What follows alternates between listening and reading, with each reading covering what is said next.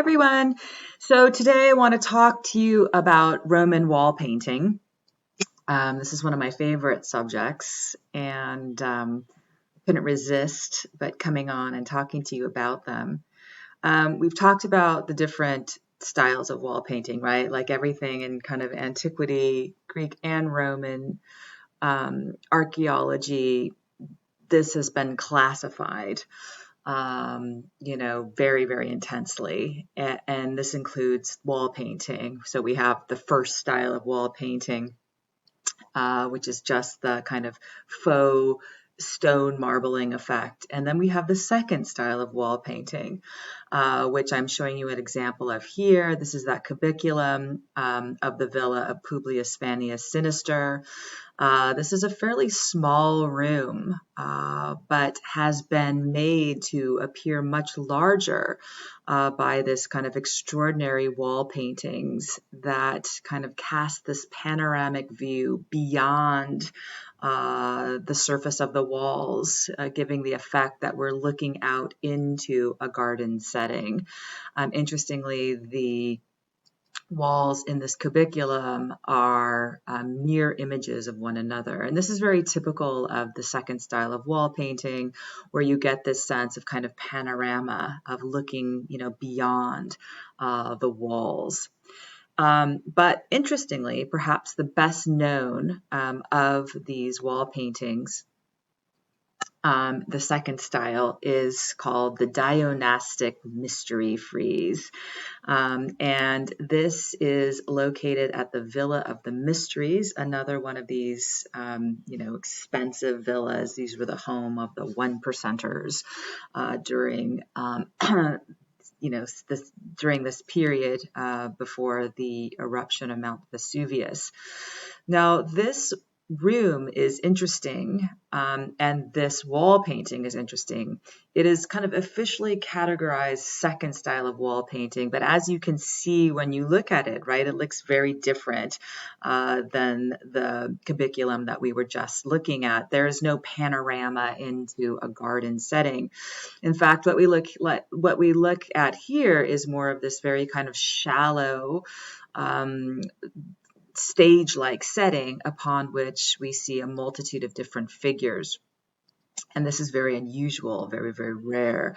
And this room is very interesting and very compelling. It is called the Dionysiac Mystery Frieze because it is believed that Dionysiac religious rituals would take place here. In ancient Rome, there was a state religion that was sanctioned by the state, which include the deities that we've become familiar with by this point: Jupiter, Minerva, these gods that have been Bacchus, the gods that basically did derive from Greek, but had been basically morphed and transferred into the Roman equivalent. The god Dionysus was the god of drinking wine, partying. He was, of course, the Greek god. In the Roman canon, he becomes Bacchus. So it is believed that the owner of this home secretly practiced religious rituals associated with the god Dionysus. And here we see the god Dionysus front and center on the back wall. One of the reasons that he was so attractive to Roman women in particular was because he married a mortal woman, a woman named Ariadne. And this gave mortal women hope that they too could, basically bond with this immortal god. And it is believed that religious ceremonies associated with this took place in this room. And I just want to kind of take you through the room a little bit so we can see it. So basically we walk into the room. So imagine you walk in the front, and this is what you see out the back. But if you turn your head to the left and you look at the left wall there, you would be looking at this. And it is believed that the ritual that took place here was a form of marriage ceremony. So a worshiper would kind of undergo a ritual and marry the god Dionysus. And this is basically played out across the room, which is very interesting, giving us an idea of what kind of might have happened there. And if we look here, we see this figure here, this woman here, she's wearing bridal clothes. So this is a bride, someone hoping to marry or go through a marriage ritual.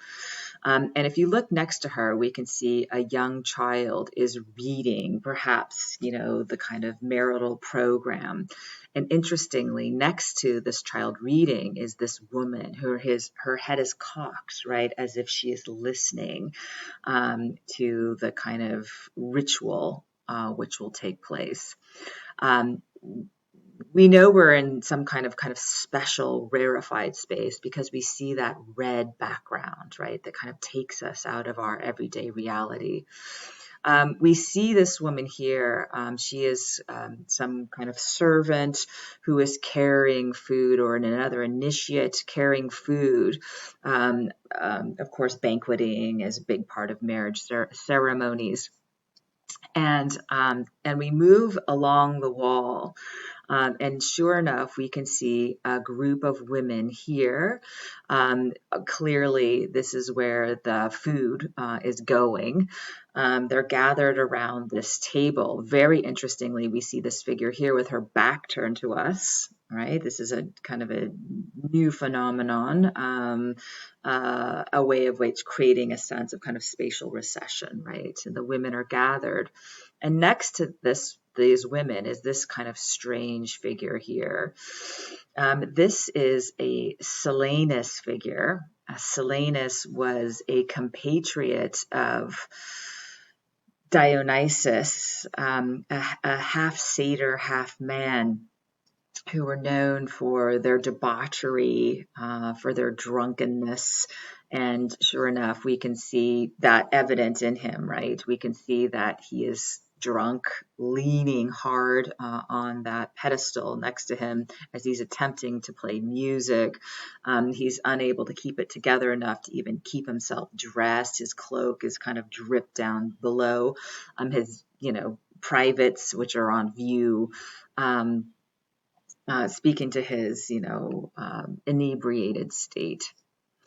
We're going to look beyond here, and we can see that these figures are kind of reacting to him. Let me go to the next slide. This woman is ignoring him. This woman kind of looks on. You can't help but think like, ooh. We see goats present to them. He's half goat. This is an animal associated with Dionysus. And then this woman here, we can see a close-up of her. Something has kind of caught her eye, and she's afraid, right? And she's in the middle of moving. And we turn our head, and we can see across the corner, right? So interestingly, they've incorporated the space of the room. We see another figure here. It's another young Silenus figure who is holding a scary mask that has caught her attention. We see another Silenus figure here, drunk, also giving wine to another initiate. We see Dionysus himself. He is so wasted. He has to lean heavily on the lap of Ariadne. Similarly, his clothes are kind of falling off of him. Such as the state of affairs with the followers and Dionysus himself. Now, very interestingly here, we see what is believed to be an initiate. This is a young woman. Perhaps this is that bride, and she is going through kind of a beating. And we see here her back has been kind of bared, and we see this winged figure. He is holding a whip, and she takes it and is about to bring it down, perhaps on this woman of the back of this woman, or perhaps swinging across the corner of the room, hitting the back of another initiate here. So a type of kind of ritualistic whipping is part of this kind of marriage initiation that would take place. And as again, we don't know if this is kind of indicating the type of ritual that took place in the room. Many people believe that yes, it did. And then we come down the other side of the room, and we can see here is this woman here. Music is part of this initiation. A woman here is playing music, dancing. She is nude in the act of kind of twirling around. And then we move along, and we can see at the end, this bride who we saw at the beginning has kind of come through the initiation and is now, part of the Dionysian mystery cult. So very, very interesting. And now you have a good idea of why this mystery frieze is perhaps one of the most well-known of all of the wall paintings found in Pompeii.